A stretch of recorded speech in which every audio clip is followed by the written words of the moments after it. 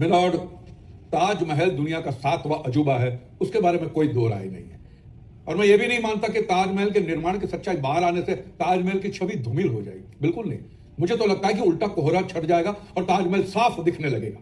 और मैं ये भी मानता हूं कि ताजमहल कई लोगों के जीवन यापन का साधन है, लेकिन क्या मिलॉर्ड सच्चाई से मुंह मोड़कर सिर्फ धंधा करना ही हमारी मानसिकता?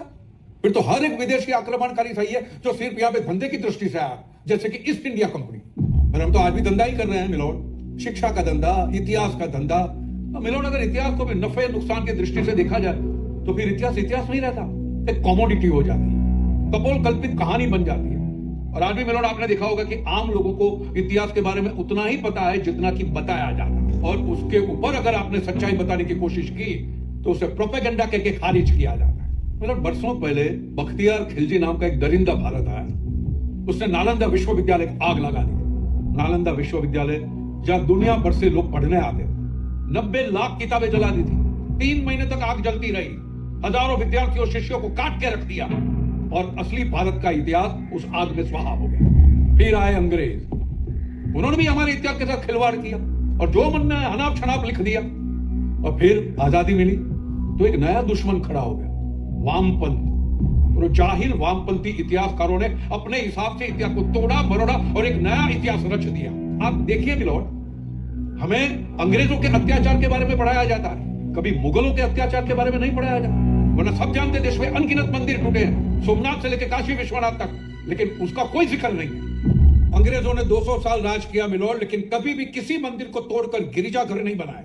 मिलॉर्ड, जिस शाहजहां को सेक्युलर कहा जाता है कि सभी धर्मों से प्यार करने वाला, सभी लोगों को गले लगाने वाला, एक मासूम से क्यूट सा, वो शाहजहां ने देश में अनगिनत मंदिर तोड़वाए हैं और अकेले बनारस में 76 मंदिर तोड़वाए। यही प्रमाण है शाहजहां कितना सेक्युलर था।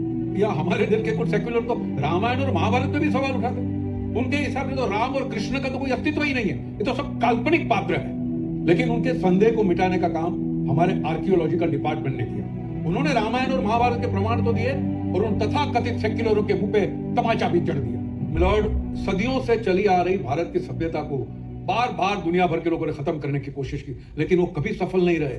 वो सभ्यता आज भी बरकरार है। क्यों?